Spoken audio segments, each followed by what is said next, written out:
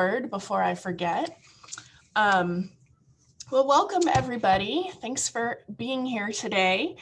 I'm Allison Boyer, Director of the Center for Teaching and Learning here at Collin College, as you already know.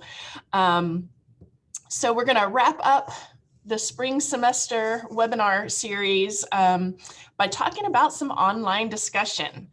I know we've all had to embrace online teaching this year, maybe in some form or fashion, whether we wanted to or not, right? And discussions are obviously a really great way to engage our students, especially in this format that can lend itself to being more passive sometimes. So it's a way that we can engage with our students more interactively. But obviously they require some really different strategies to facilitate than your typical kind of face-to-face classroom discussion. And they're certainly not without their challenges. So our plan for today is to talk a little bit about, what are the challenges of online discussions? Also, what are the benefits? Because they do bring some really great benefits that face-to-face discussions don't, believe it or not.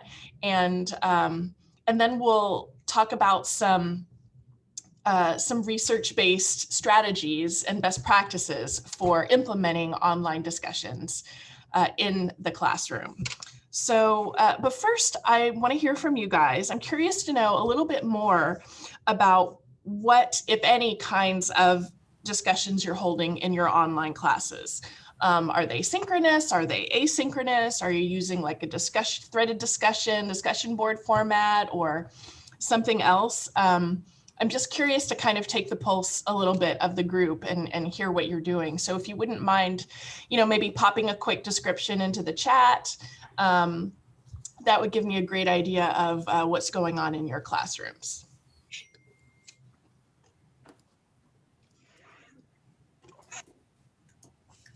Discussion boards, asynchronous.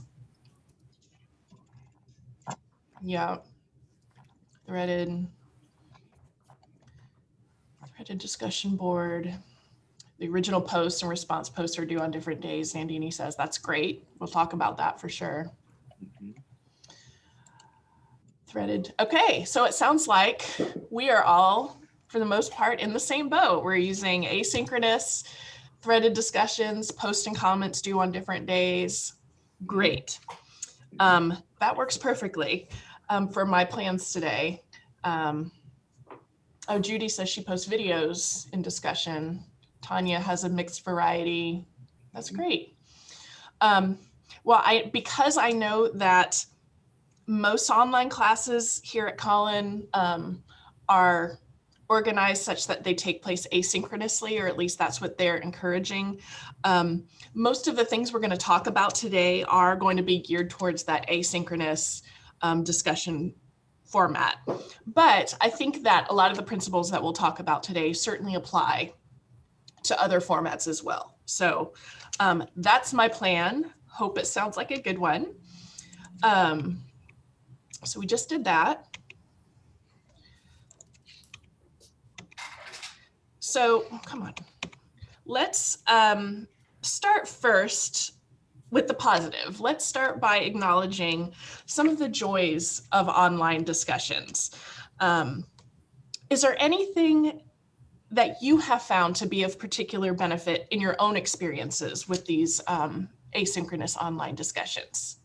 What have you all found?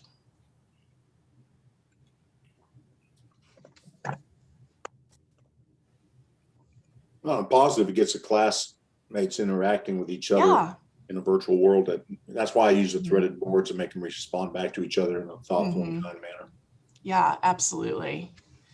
And Dustin says students have been more willing to post questions. Nandini says that she hears from students that she might not in a classroom. That's a huge benefit. Absolutely. And also students have a chance to be kind and respectful to each other. Yes, that's so true. And I see some comments in the chat as well about it's not just the kind of the extroverted, outgoing students who participate like they tend to do in the face-to-face classroom. It creates more space for maybe those quieter students. And yeah, Henry says that gives students time to create thoughtful responses. That's always a good thing, for sure.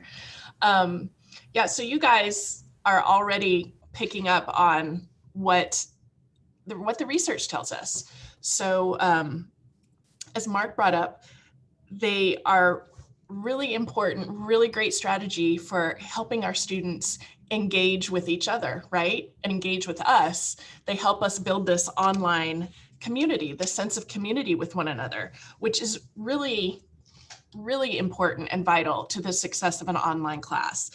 Because without that kind of interaction, our students and us, quite frankly, can feel really isolated, right?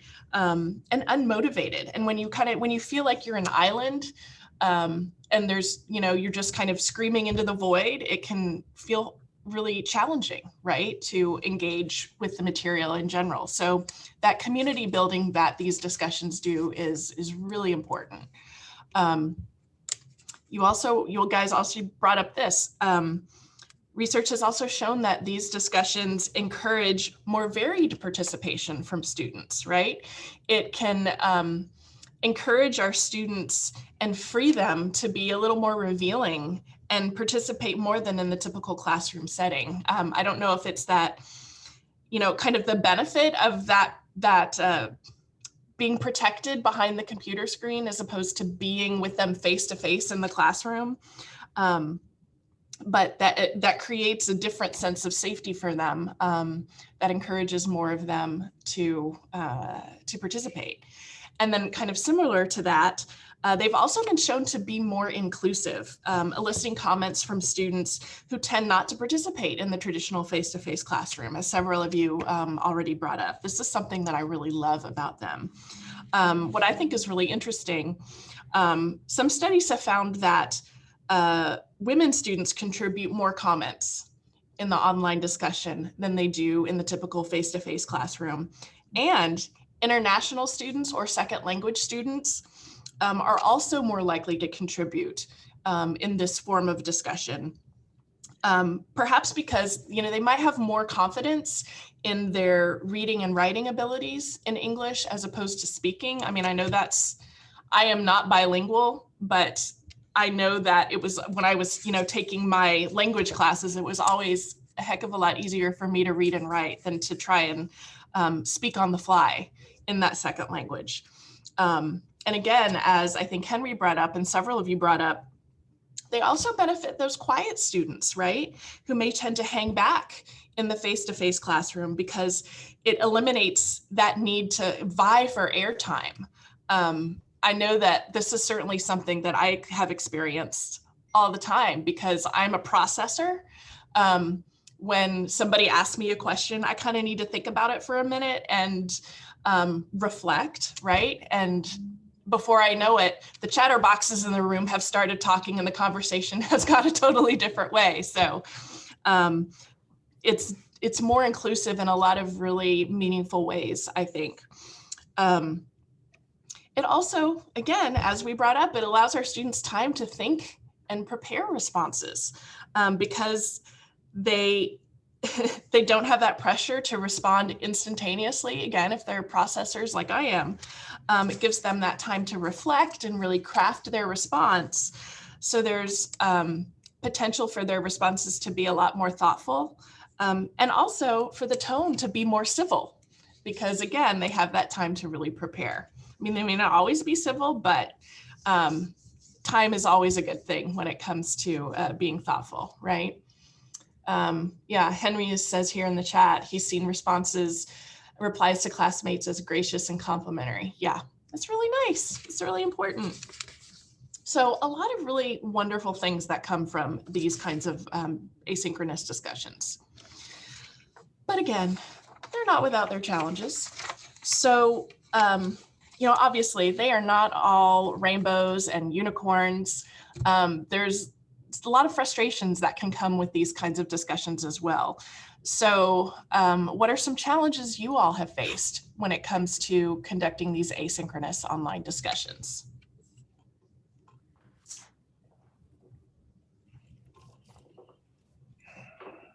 Well, keeping things on topic sometimes. Yep. So, live and learn, right? So now I provide more specific directions on Yeah. what I want the focus to be. And Mhm. I also like it when they're able to back what they're saying with research or connected to textbook content. So I give them points for citing research. So things like that. So, Nice. yeah. Yeah, that's great. Yeah, that those off-topic comments are tricky. I see several comments in the chat about meaningful peer replies or just plain old not responding to their peers at all, right? Those might be some of the most frustrating. Dustin's calling them throwaway replies. Yeah, I think that's a very apt description of those. That seems to be a theme here in the chat. Procrastination, absolutely, that's another one. Disjointedness, some votes for Nandini's idea about giving points for research-based answers. So way to go. So yeah, again, you're echoing a lot of things that the literature tells us. One thing we haven't brought up is this, the challenge brought by the lack of proximity cues, i.e., body language, intonation, facial expressions, all of those things that add to how we convey meaning in a regular face-to-face discussion. And without those cues, it can be really hard to determine not only kind of the tone of what students are saying, but trying to determine if they're engaged at all, right? If they're tracking with the discussion, if messages are being misconstrued, all of those kinds of things. And then here we are, favorite, cursory or off-track responses, right? We've obviously all had students do that kind of post and run. Yeah, I agree with what Kevin said, and then calling it a day, ticking that box off, and feeling like they've participated, which is not at all what we're asking them to do. If they respond to their peers at all, right? The idea is not to just have them post a bunch of isolated comments, but for them to talk about it with each other, right? Just in written fashion. Then there's this idea of timeliness. I think Judy may have brought that up in the chat. There can't be much of a back and forth discussion if everyone waits until the last minute to post, right?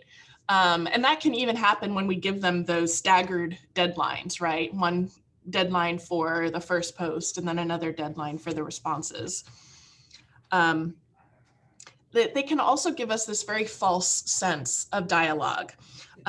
Students may not be reading all of the threads. They're probably not fully versed in the entire discussion, which is understandable because that's a lot of stuff to read, right? And so therefore these threaded discussions can sometimes end up being these collections of just individual isolated comments rather than an actual discussion. And then finally, just in terms of your own work, I'm surprised none of you said this. It can be difficult to just keep up with the discussion, I think. This has certainly been my experience with them as an instructor. It's really easy to get bogged down in all of those online posts. You're all obviously dedicated, committed instructors, and that's why you want to do your job the best you can. You probably feel like you need to respond to every single one or engage with every single student every day.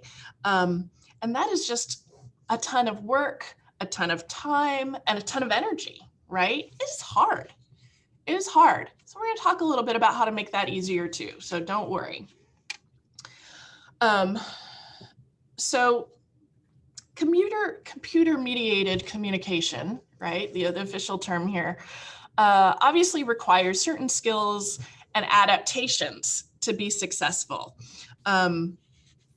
because it's a very different beast than just having a face-to-face conversation, right? We can see that here in this webinar as, you know, we're sometimes talking to each other, but we're talking in the chat, and this is all synchronous, and all of that is even a little more complicated when it's asynchronous. Some of these skills include knowing things like when and how to open and close a conversation topic, how to manage the interaction, how to time the responses. And again, all of this is really vital given the lack of those social cues that we get in this particular format. So here are a few of the conversational adaptations that we need to keep in mind when it comes to holding these asynchronous discussions. So first of all, because it takes longer to develop tasks, we and our students, we obviously need to start early to get discussion going as soon as possible to make up for that communication lag. Again, because it's not instantaneous, we have to wait for one person to post something, then wait for someone else to see it and respond, and then wait for someone else to respond. So that time lag is something that we need to adapt to, obviously. We also need to communicate frequently. Again, to kind of make up for that lag and those other the lack of other nonverbal forms of communication. And that frequent communication that we have with our online students in general is going to help us build trust, encourage involvement, and motivate our students more. So this holds true for the discussions themselves, but just communicating with your students in general when you're teaching online. And this is one that I think is actually a really cool benefit of this particular format. And that is taking advantage of the ability to multitask and have side conversations. You know, when we're having a typical face-to-face discussion, this kind of behavior is really distracting, right? If we're trying to have a group discussion and two people over here are chatting about something else that's not related to what the group is talking about, this is disruptive, right? But in this particular format, we can actually have multiple conversations going on within the larger discussion.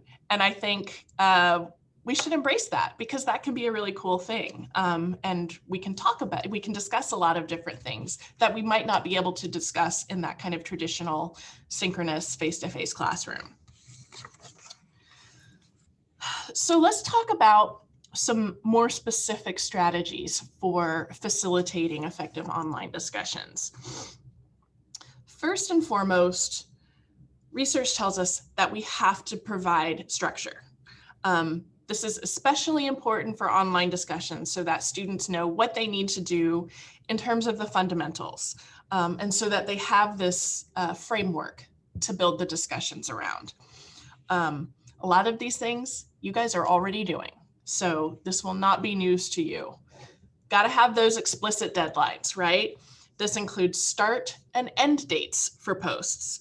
If you want students to do one original post and one response per week, then obviously you need to set a time frame for the original post and for the responses. And it sounds like you guys are already doing that, which is great.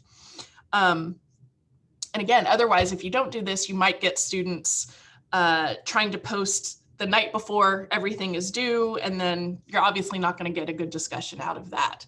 So you want to be really mindful of how you set up those deadlines and make sure you're giving them the time they need to really engage in that meaningful discussion with each other.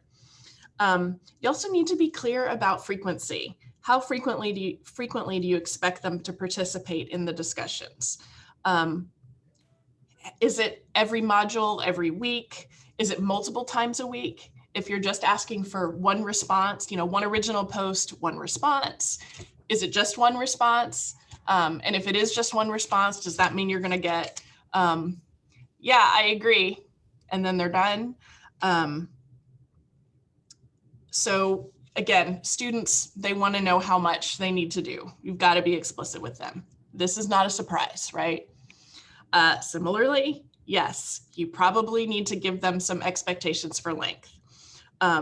Or you're going to get some of those not so useful one-liners that I think we have all gotten. And we know that that is not fulfilling our expectations, but we need to make sure we communicate that to them.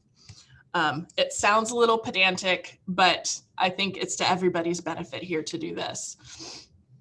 I think this is a really good one too. What are your expectations in terms of language and formality, tone for the discussion? Are you okay if they use slang or abbreviations? Can they use incomplete sentences? Can they use emojis and things like that? Are you okay with that? Just lay that out for them so that they know what's expected. So Judy has posted, can you ask a few people what is their normal response time in between the start and end date? That's a great question. So Judy wants to know from some of you, what is the time frame that you set between the start and end date? So Nandini says original post on Wednesday, they should have 4 response posts by Sunday. Okay, Alicia says 6 days, Linda says 1 week. 2 weeks, 1 week. Great. Initial post Thursday, responses by Sunday. Excellent. So some good variety there. You have some choices, it looks like, but it's good to have some time in between for sure. Okay, let's see. So language and formality, we talked about that. Suitable topics you might also want to address. This might depend on the discipline and the topic of the course that you're teaching, but it might not hurt if there are certain topics that you want to stay out of the classroom, you might articulate those for your students. So I think that's a good idea. I want to point out in the chat, Julie says that students can't see other students' responses until they post. That's a great suggestion. I've read about that one too. I love that idea. I've also read where students can't see anyone else's original posts until everybody has posted, because there can be that anxiety about like, well, what if somebody else has already said what I wanted to say? So I think that's an interesting tack to take as well. And last but not least here, it is always valuable to outline behavioral expectations for your students, right? Those rules of netiquette, other kinds of behavioral expectations. We probably feel like they should know how to do this by now, but again, never assume these things. Never assume that if there's something that I continue to learn with each passing year is never make assumptions about what anybody already knows, right? It can also, I think, be a good idea even to give them examples for ways to start a post, to respond to someone else's post, particularly how to disagree with somebody else's post in a respectful and civil manner. So those are some things to think about in terms of structure. So this need for structure also extends to expectations around discussion content. So I obviously brought up the need to warn them about what suitable and unsuitable topics are. But I think there's more to it than that. So as we mentioned earlier, there's a great propensity for kind of superficial fluff in the discussions, or cursory comments, or post and run, all of those kinds of things that don't say much at all. So provide them with clear criteria in advance. What are the kinds of things you want them to discuss in these posts? And I also encourage you to go over it with them in some way. So don't just give them the list of criteria, but maybe even have a discussion about it in some form or fashion, or maybe create a video where you explain this in more depth for them so they have a better understanding of it. And if you are grading their discussions in some way, I strongly encourage you to use rubrics to do this, because not only will those help articulate the criteria, it will also help your students understand how that criteria translates into the grades that they're getting for these discussions. Rubrics can also help you as the instructor be more focused and more efficient in the grading process. So it's a win-win for everybody. And these don't have to be big rubrics. And even if you're grading them just in terms of like completion or participation, I think you could still use one.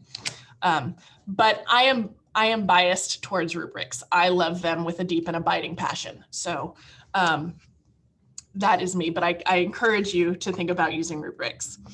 It is also helpful, I think, to provide examples of discussion posts to your students.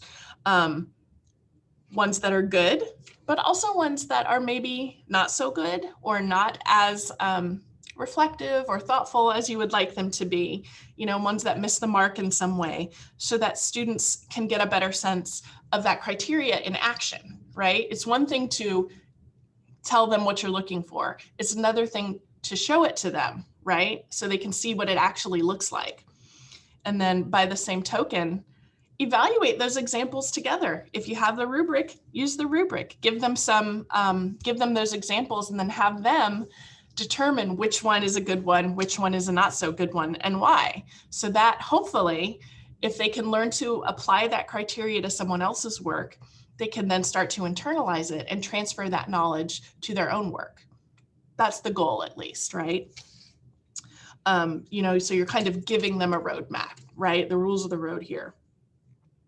And then obviously, as students start to engage in the discussions, you'll want to provide them with some feedback early in the term, so that you can make sure they're getting on the right track quickly.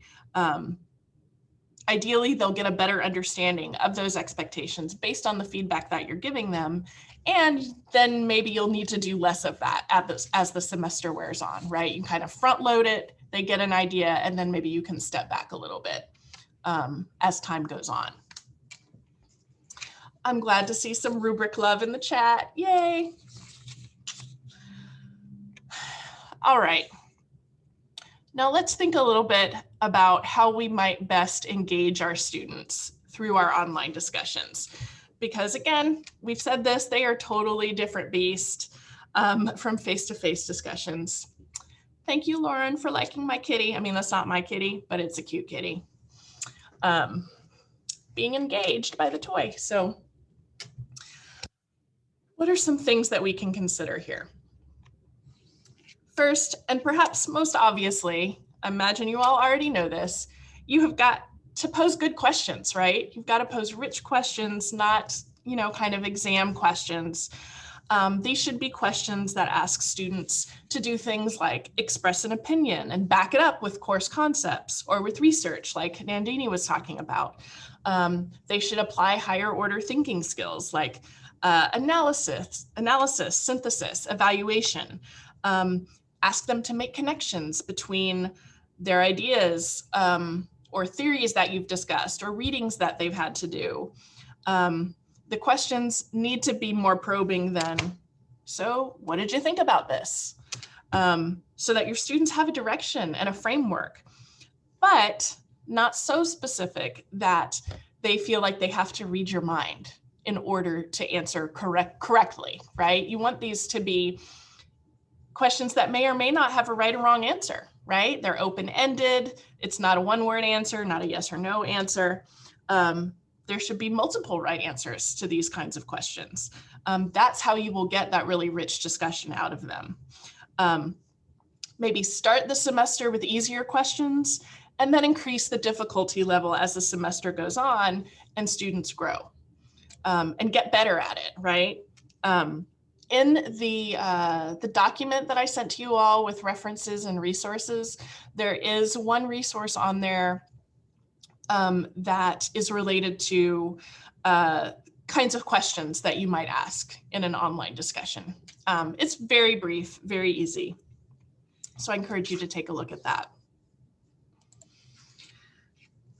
You might also consider posing multiple questions each time so that students can choose which question or which prompt that they would like to engage with. Choice gives students a sense of ownership in the process. and it can therefore be motivating to them. And then they also get to discuss what is more interesting to them. So if you pose, even if it's just 2 questions, they can choose the one that's more interesting to them rather than being forced to engage with the one that they feel less comfortable with or less interested in. This can also make the discussion more manageable, as then they won't feel that they have to read everything or all of the posts if they're focusing on kind of one facet of the discussion. It might also be more helpful for you as well, to have these different discussions going on rather than one giant discussion with the entire class. Similarly, asking students to draw on their own experiences can also help them engage more deeply and more enthusiastically with the material and with each other. I mean, we all like talking about ourselves, right? And how our experience intersects with the concepts that we're learning about or that we're working with. This is how we learn. This is how we start to internalize things. So ask questions that encourage them to do that, right? You might ask them things like, so where have you seen this concept before played out in your own life or experiences? Or can you think of an example of this particular phenomenon that you've seen before? Even if it's asking them to come up with an example from pop culture, they're all over that. They love to talk about that. So even that is something that would feel really relatable to them, I think. And I think these two go hand in hand as well. Students are always going to become more engaged when we can incorporate real world connections and applications into the work that helps them appreciate and understand the relevance of the course material beyond the classroom. Now, this is going to be easier in those really applied disciplines like finance, right? Like Kevin teaches, and might be more difficult in some of the more theoretical disciplines, but that makes it even more important, right? If they can see how this informs the real world or how it applies to what they're going to be doing once they get out of college, you can get more buy-in from them and more engagement from them. So that's always a valuable thing to do in discussions, in class, anytime. Relevance and real world connections and applications are vital. You might also consider inviting students to develop some of the questions or prompts themselves. Obviously, with some guidance and modeling from you, but this is another way to engage them in some higher order thinking. It can also help cultivate some confidence in them when you use their questions, right? They can be like, hey, I wrote that question. It must have been pretty good if my professor's using it. And who knows, they might come up with some really amazing questions that you never thought of. I think this can always be a really fun and interesting activity for the students. And then they feel, again, there's that idea of ownership that comes with it. It's not just some arbitrary question that the professor has posted, but something that they've come up with that they think is interesting. And one more idea that I think is something fun to consider. It may not be something that you do all the time, but it's this idea of offering optional live discussions occasionally.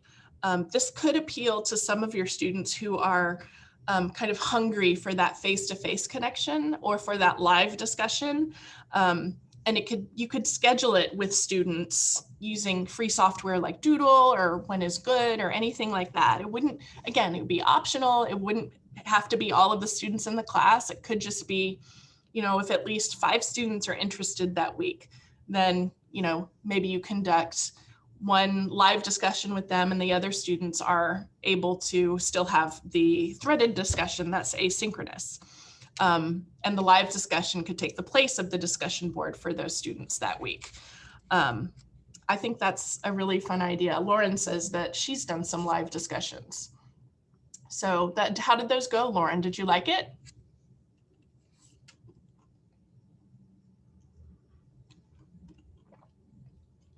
Oh, Mark says he's used an occasional class Zoom meeting for class 2. Yeah, I think that's a fun thing to consider. Again, make them feel like they're not on the island all the time, right?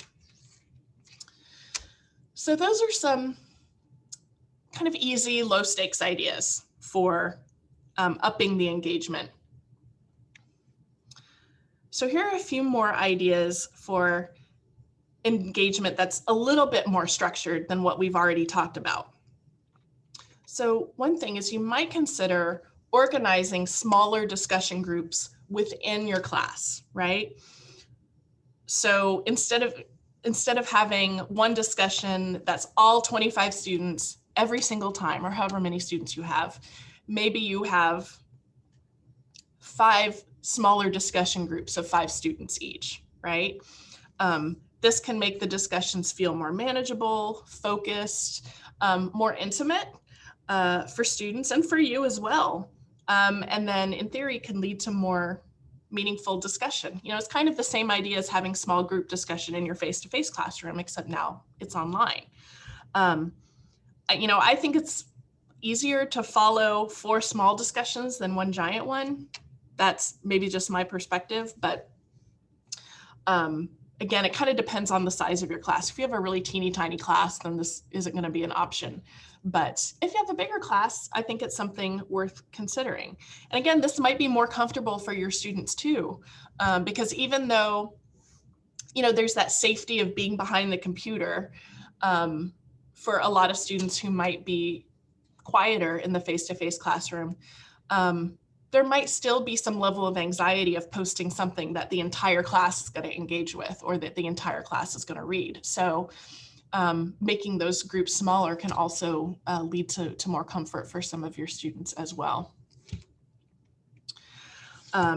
It can also be beneficial to assign specific roles, which is, Marta just brought this up in the chat, giving students jobs during these discussions. And this, again, can be face-to-face or online, synchronous or asynchronous. I love this idea and this strategy.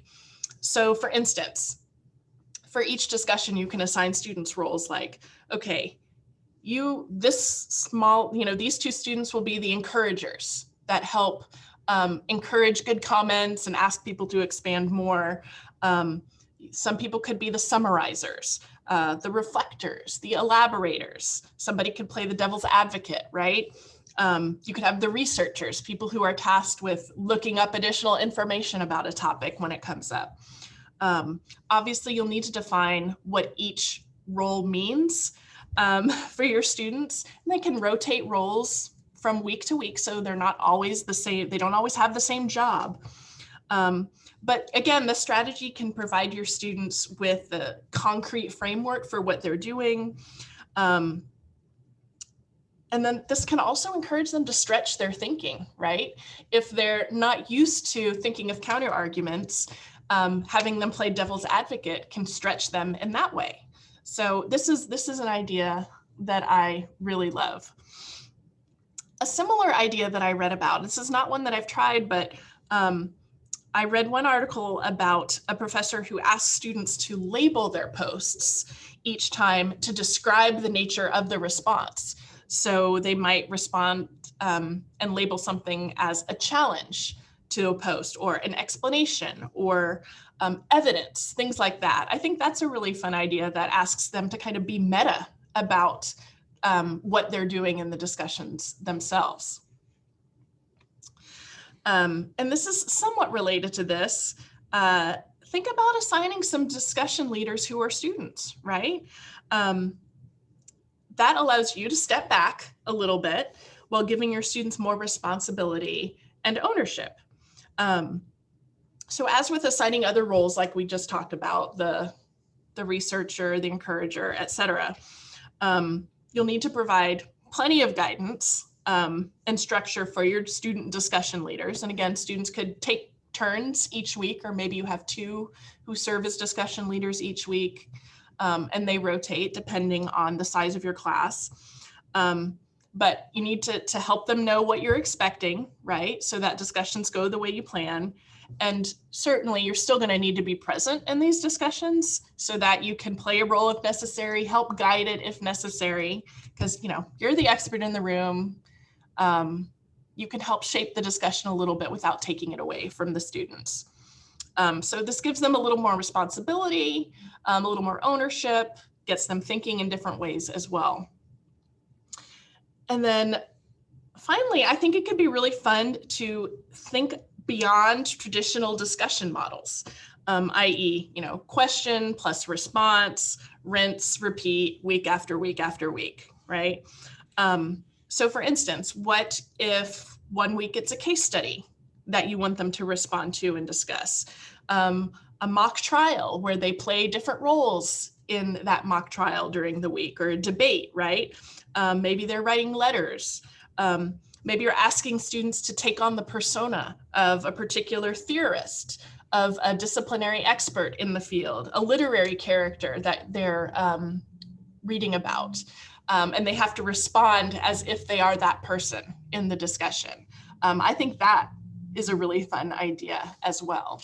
And again, it can help students maybe step outside of their own personas and put on these other ways of thinking that could be really fun and a little bit different, mix it up a little bit so it doesn't feel like it's the same thing week after week. Okay, before we talk about the instructor's role, I just want to check in. Are you guys doing okay? Do you have any questions? Hanging in there? Okay. Just want to know, just checking in. I'm talking a lot, so I want to make sure you guys are doing okay. All right, so we've talked about some things that we can ask the students to do and ways that we can provide structure for them. But it's also important to think about the role, the very specific role that we play in these discussions. I think as we talked about already at the beginning of this session, it's really natural, I think, to feel like you should be deeply enmeshed in all of the commentary, responding to every single post that students are sending. But as you know, that's a huge amount of time. It's a huge amount of work. It's also not really necessary, honestly. In fact, it can even get in the way of student participation, if that helps you embrace that idea a little bit more. So here's what the research tells us. Obviously, your most important job here is to provide the necessary structure for the discussion. We've already covered this. And it probably goes without saying that we need to provide those prompts for our students, but I'm saying it anyway, because like I said, never assume. And I have worked with instructors in the past who were perplexed by their students' lack of participation in the online discussions, only to discover that the instructors themselves had literally done nothing. They had not posted any questions. They had not posted any prompts. They had no assignments. I don't know that they had even done much at all to encourage the students to use the discussion boards or to give students guidance in any way. So just in case, yes, provide structure, provide questions. We got that. You also need to provide feedback, model good discussion tactics for your students, because they probably most likely follow your lead, hopefully, like modeling the kinds of details that you want them to include in their responses. What does a thoughtful response look like? But do not jump in right away. Allow sufficient time to pass at the start of the discussion period for many, if not all of the students to post or chime in on their own first, right? We want our students to feel free to express their own ideas without coloring them with our own, right? Too often, we might, if we jump in too quickly and then we say something, then students who are gonna say something different might feel discouraged, right? So we want them to get the ball rolling, so to speak. So don't jump in right away and don't dominate. Don't jump in too often, basically. If we jump in too soon or too much, research actually shows that students will discuss less. And I think of it as kind of the same idea as if we are asking students questions in our face-to-face classrooms, we have to exercise wait time for them to respond, right? It might feel like forever, but we need to wait, If we need to wait 5 or 6 seconds for them to say something, then we're going to do it. Because if we just start answering all of our own questions, then they're going to learn that they don't have to do anything. So we need them to know that they're responsible for making this discussion happen, right? So we don't want to dominate the discussion, but it is a very important job for us to monitor and redirect the discussion if necessary. If it's going off the rails, if it's going off on a tangent that has nothing to do with what we wanted, if we need to encourage our students to dig deeper, if they're being really superficial, all of those things, that's part of our job. Redirect if necessary.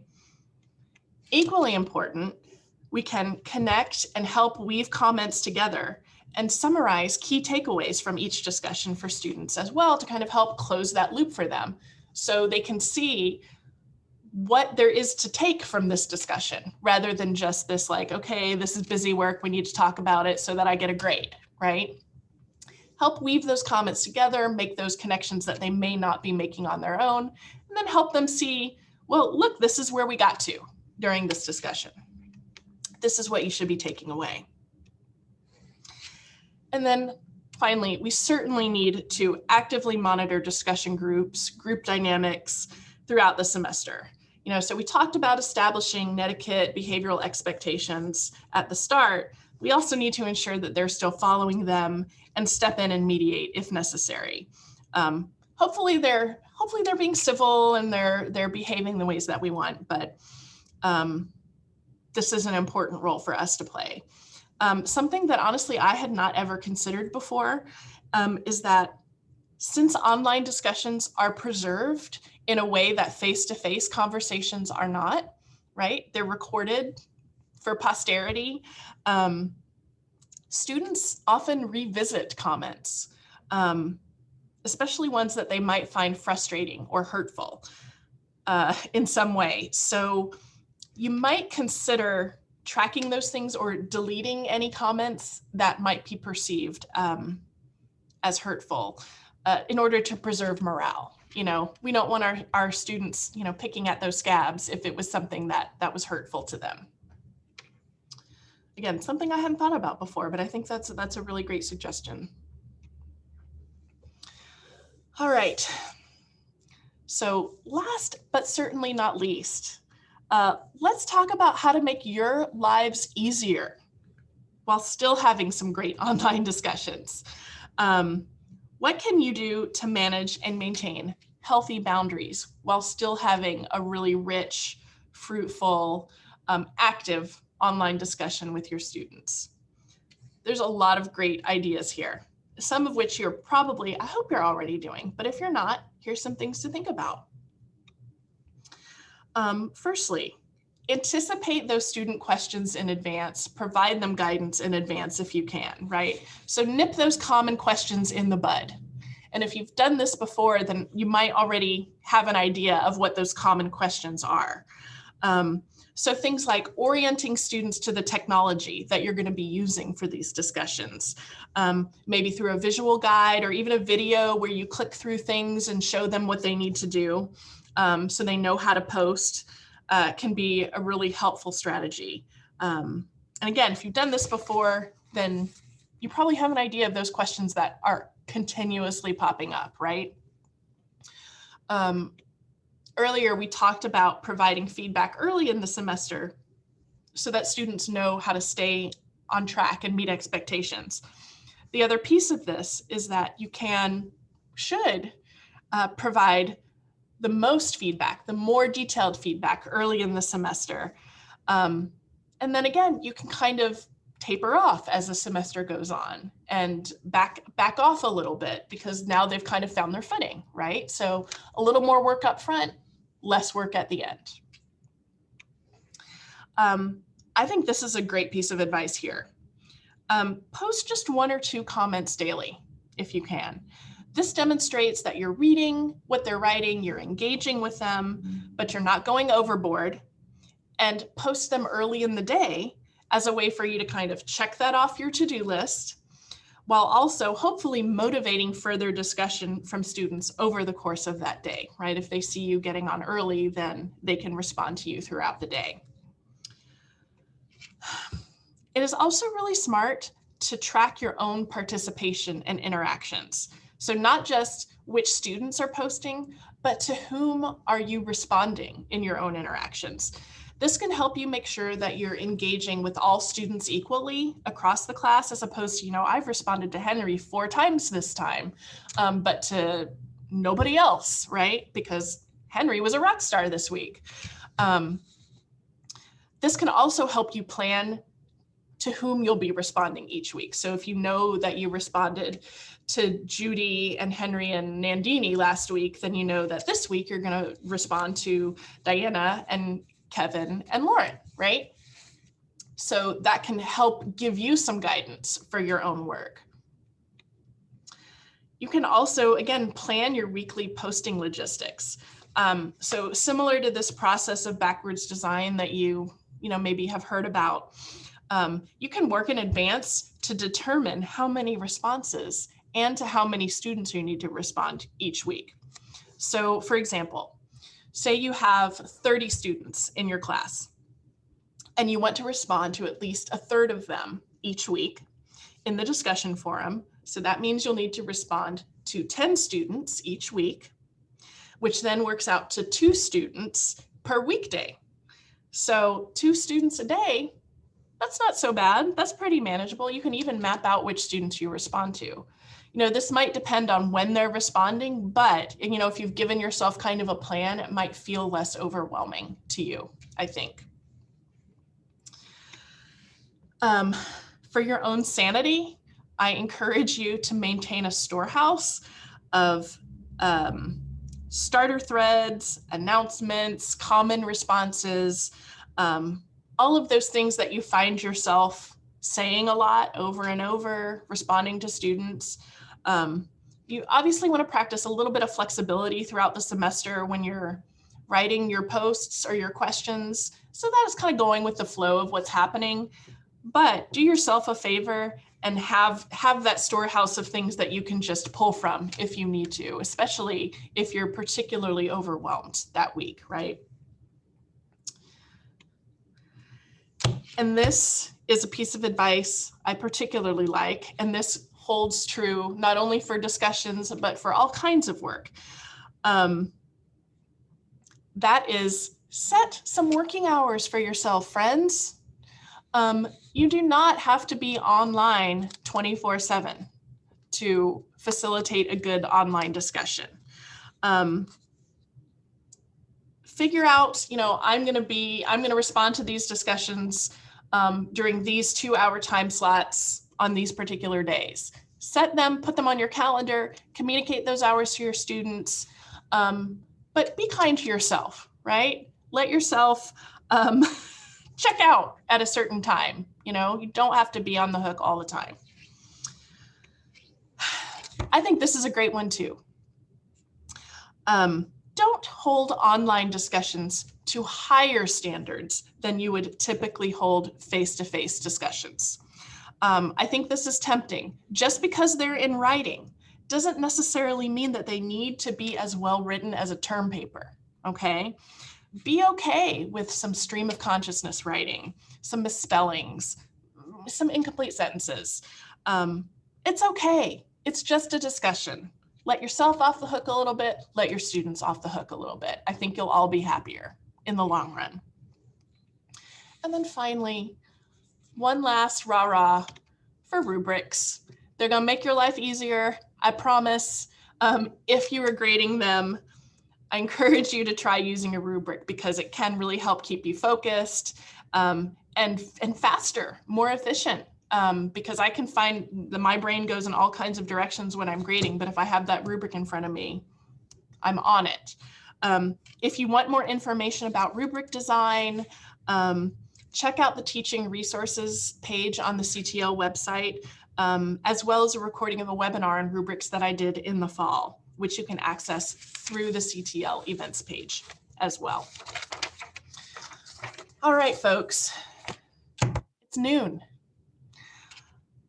So before we close, I want to hear if you guys have other great suggestions to share with the group, because I know we've got a wealth of experience here.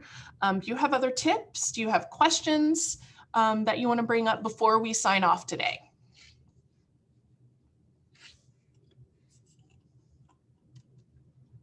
And it's okay if you don't. I'm not going to hold you to it, I promise. Allison, this is Judy. Yeah. I'm going to credit Nandini with this, but I know some other speech people use it too. There's a tool in Canvas that you can put students in small groups. Mm-hmm. And there's a discussion board that only, those 5 students can see.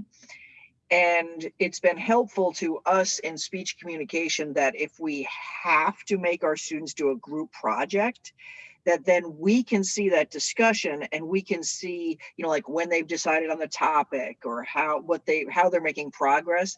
If we tie points to, you must get into this small group discussion and you must all respond to each other by this date. And it's been a really useful tool for small groups in general. Yeah, that's great.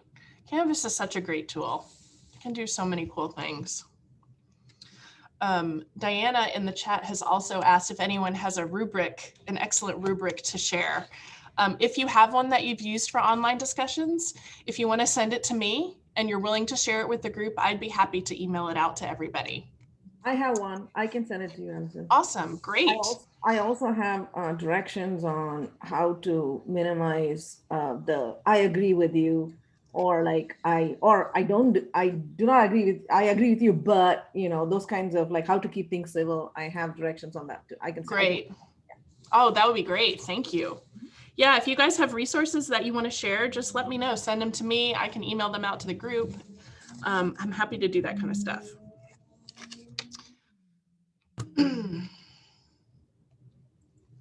Okay.